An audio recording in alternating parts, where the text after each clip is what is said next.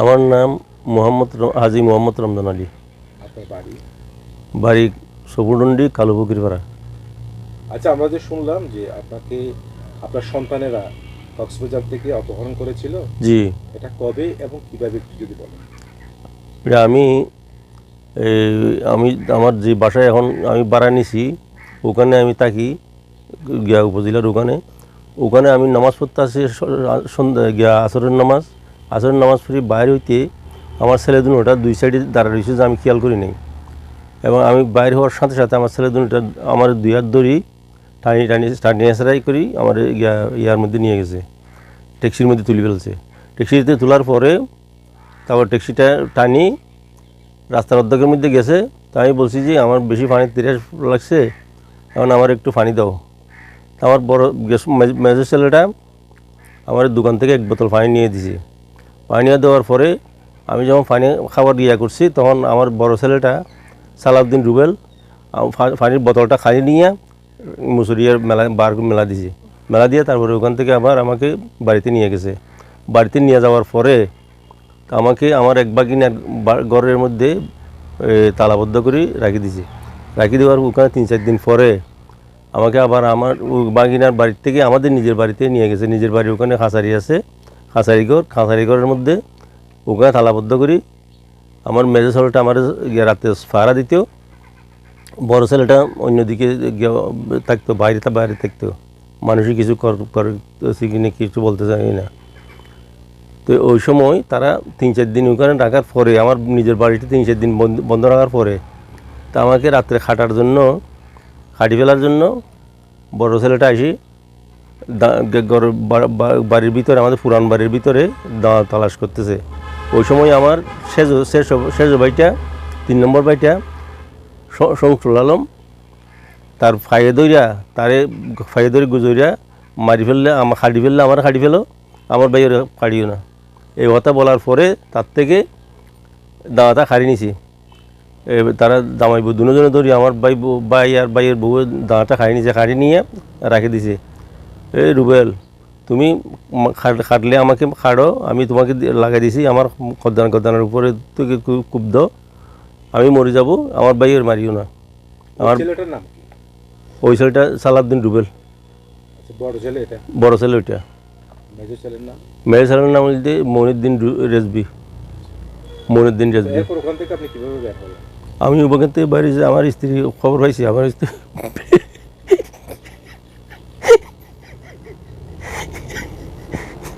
আমার দ্বিতীয় খবর পাইছে। খবর পাওয়ার পরে উনি মামার গিয়ে আছে, সাংবাদিক ফরিদ। তো ফরিদের হাসে গেছে, ফরিদের বলছে, ফরিদ তারা থেকে পুলিশ নিয়ে আমার বাড়িতে গেছে। তা আমাকে ওখানে তালাশ করছে। তো ওরা বলতেছে যে ও তো এখানে নাই, ও গিয়াতে দোলাদারা গেছে শাশুড় বাড়ির ওখানে আমার মেজো ভাইয়ের জন্য বউ চাইতেছে, ওখানে বউ ঠিক করার জন্য উনি ওখানে গেছে। তখন আমি বাড়িতে আসি, আমি কিন্তু এগুলো জানি না। তো এই কথা বলার পরে তারা আবার পুলিশের দৌড়া দিছে, মিথ্যা কথা দৌড়া দেওয়ার পরে পুলিশ আবার আসি গেছে। আবার আমার মামা ফরিদ, সাংবাদিক ফরিদ, তারপর দিন আবার খবর পাইয়া তা আমাকে উদ্ধার করার জন্য আবার পুলিশ পাঠাইছে। তো পুলিশ যখন পাঠাইছে, পুলিশে না, আমরা শুনলাম যে আপনার কাছ থেকে ওরা ইসলাম নিয়ে। জি জি জি জি জি আমি বলি আপনাকে। তো ওরা এই দোকানের মধ্যে আমাকে পুলিশে বলছে যে ওনাকে দোকানে নিয়ে আসো, আমার ছেলেদেরকে বলছে ওনাকে দোকানে নিয়ে আসো। তখন আমাকে দোকানে নিয়ে গেছে। দোকানে নেওয়ার পথে আমাকে বলতেছে আমার মেজর ছেলেটা, খবরদার চাই ওখানে উল্টাপাল্টা যদি কিছু বলো, ওখান থেকে পুলিশ যাওয়ার পরে তোমাকে আমরা এখানে জব করে দেবো, এই রাস্তার মধ্যে জব করাবো। তো এই কথা ধমক দিয়া তো আমার বলছে যে তুমি বলবা যে আমাকে বাঁধিয়ে আনে নাই, আমি এমনি আমার ছেলের জন্য বিয়া ঠিক করার জন্য আসছি। তো এই কথা বলার পরে তারা ওইটা বলছে, আর আমি ওখানে যাই পুলিশের এটা বলছি, আমি মিথ্যা কথা বলছি, যেটা সত্য ঘটনা ওইটা বলি নাই। বলছি যে আমার ছেলের বউ চাওয়ার জন্য, বউ ঠিক করার জন্য আমি এখানে আসছি। আমি ডুলাদারা গেছিলাম কালকে, আপনারা আসছিলেন বলে আমি শুনছি। কিন্তু আমি শোনার পরে আবার বাড়িতে বসে এদেরকে বলছি যে তোমরা কালকে পুলিশ আসছে, পুলিশ আমাকে বলো না কেন। এরকম বলছি, তারপর দিন তারা বলছে যে না পুলিশ আসছিলে এরকম এরকম অবস্থা, আপনাকে কুশ করে নাই, এমনি বলছে যে তারা নাকি শুনছে খাত থেকে, সেজন্য আসছিল। তখন আসার পরে আমরা তাদেরকে দৌড়া দিছি, তো তারা চলে গেছে। আবার কাজকে আবার তারা ওখান থেকে তে গিয়া কে কে বা কারা গিয়া করছে থানার মধ্যে অভিযোগ করছে। অভিযোগ করার পরে আবার থানার থেকে পুলিশ আসছে। তো পুলিশ আসছে, আমি বলছি আমার কি অভিযোগ করবে কে, কারণ অভিযোগ করার তো কেউ না, হয়তো তোমার ওয়াইফে করছে বলে। তা আমার ওয়াইফে অভিযোগ করবে কেন? আমার ওয়াইফ বলছে যে আমার স্বামী ধরে নিয়ে গেছে, তা আমার স্বামীর উদ্ধার করার জন্য যা করতে হয় তা করতেছে, সে আর কি, সে তো অন্য কিছু করে নাই, সে তো অন্য কিছু করে নাই। সে আমাকে রাতে জবে করাই দিব সেই উদ্দেশ্যে সে আর না বই না, সে পুলিশ পাঠাইছে। তো পুলিশ যখন পাঠিয়েছে, পুলিশে আমাকে বাইর করে নিয়ে আসছে।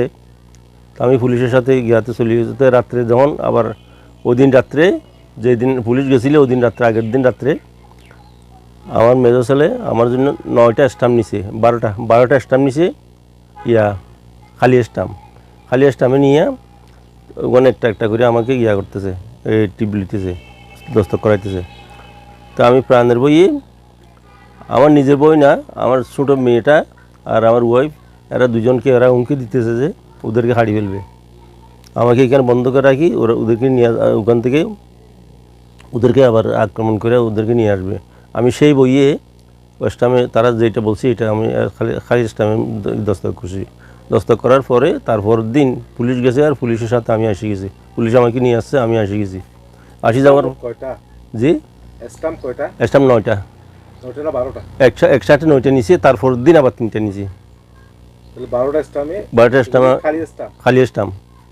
খালি স্টাম্পে দস্তক। তারপর আমি কক্সবাজার গেছি। কক্সবাজার যাওয়ার পরে আমার মামা শাহ ফরিদকে নিয়ে আমি থানায় গেছি। থানায় যাওয়ার পরে আমি ওখানে একটা দরখাস্ত করছি, এই অবস্থা, এই অবস্থা। আচ্ছা, এখানে একটু জানতে চাচ্ছি যে আপনার কাছে, সেটা হচ্ছে আপনার সন্তানরা, জি প্রথম স্ত্রীর সন্তান, জি এরা আপনার সাথে এরকম করতেছে কেন? এরকম করতেছে যে আমি দ্বিতীয় একটা বিয়ে করছি, তাদের মা মরার পরে, তাদের মা, আমি যখন চাকরি করতাম তখন তাদের মা ওখানে ছিল, চিটাগাঙ্গেই ছিল। তাদের মার অসুস্থ হয়েছে, অসুস্থ হওয়ার পরে 3 বছর সেই হিসেবে ছিল, প্যারালাইসিসের মতো করে ছিল। 3 বছর আর কেউ আসে নাই, ডাকে আমিই ছিলাম, শুধু আমি সেবা যত্ন করছি। করার পরে ওনাকে একটু একটু সুস্থ করছি, একটু সুস্থ করার পরে হসপিটালে নেওয়ার মতো করছি। হসপিটালে একবার নিলে একে 1 লাখ টাকা বিল আসে। তো এইভাবে রাখতে রাখতে আমি কিছুদিন পরে আবার ওনাকে ওর ভাই ডাক্তার আনোয়ার হক চৌধুরী, হাড়ের ডাক্তার, ও কয়েকজন ডাক্তার সঙ্গী নিয়ে এর কয়েকবার করাইছি, এই চিকিৎসা করছে। সে কোনো জানতে পারে নাই কী অবস্থা হয়েছে, কেন এইরকম হয়েছে জানতে পারে নাই। তখন সে বলছে যে তোমরা এটা এখন ডাহা নিয়ে যাও। তা আমি তখন ডাহা নিয়ে গেছি। ডাহা নেওয়ার পরে আমি ডাহা সরুয়া দিতে নেওয়ার জন্য করছি, রাত্রে ওখানে নিছি সরোদের ওখানে। না বেতা নেই, ওই ডাকাতেই মারা গেছে। আমি সরোয়ারদির ওখান থেকে চিকিৎসা করে বাসায় আনছি। ওখানে আমার দ্বিতীয় মেয়েটা ওখানে বাসায় নিয়েছিল ডাকাতে, সেই ডাকাতে চাকরি করে ওই ব্যাংকে, সিটি ব্যাংকের ম্যানেজার। আচ্ছা, ওনার মৃত্যুর পরে জি আপনি তো দ্বিতীয় বিয়ে করছেন 1 বছর পরে। 1 বছর পরে? জি।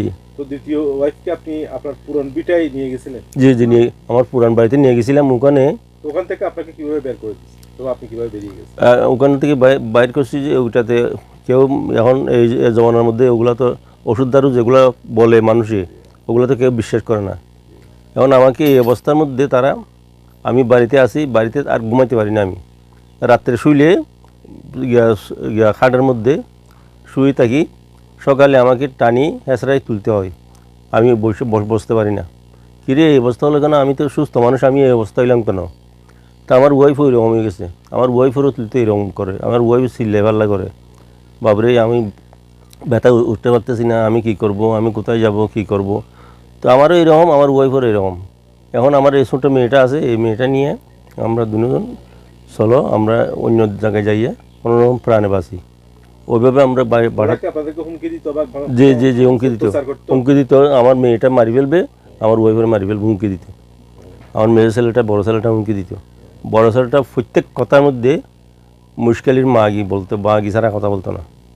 ওইভাবে ব্যবহার করতে আমি শুনতে পারতাম না। সেজন্য আমি আমার ওয়াইফের বললাম যে এগুলো শুনতে পারবো না নি, চলো আমরা কক্সবাজার যাইয়ে ওখানে কোনো আনে গুজি থাকি, কোনো রকম প্রাণের বইয়ে প্রাণ রক্ষা করি।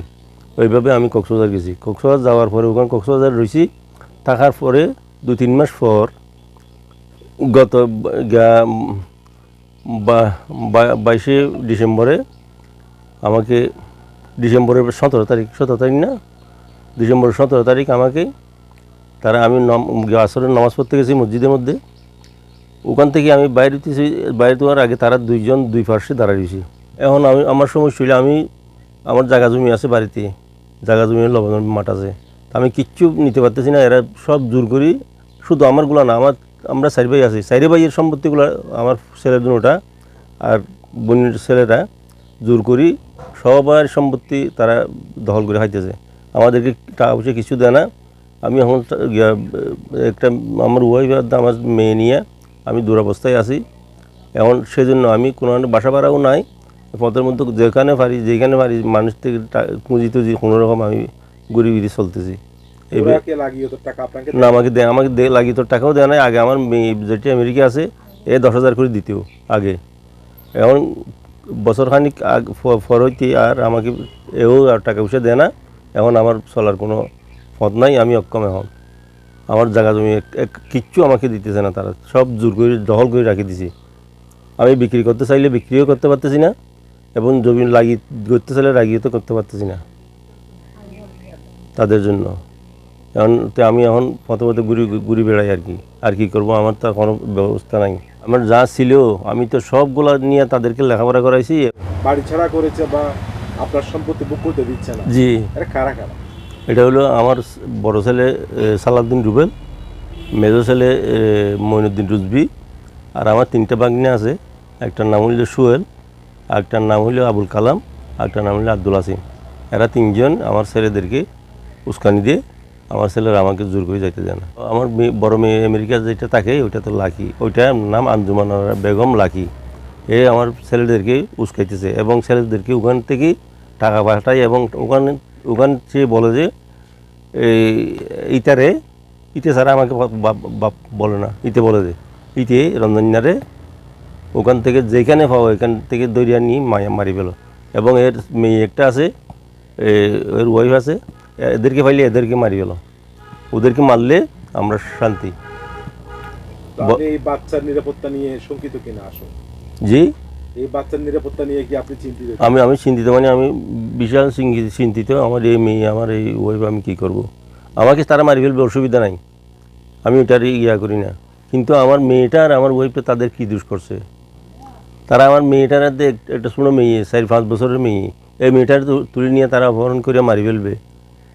এইটা সাক্ষী আছে তো আমার ছোটো ভাই শফিউল আলম, এর বাসায় নিজে আমার বড় ছেলেটা যাইয়ে নিজে বলছে যে এই মাগির বাচ্চা ব্যাংকে টাকা পয়সা রাখছে, ওগুলো দিয়ে বেডির ফুলারে খাওয়াবার জন্য।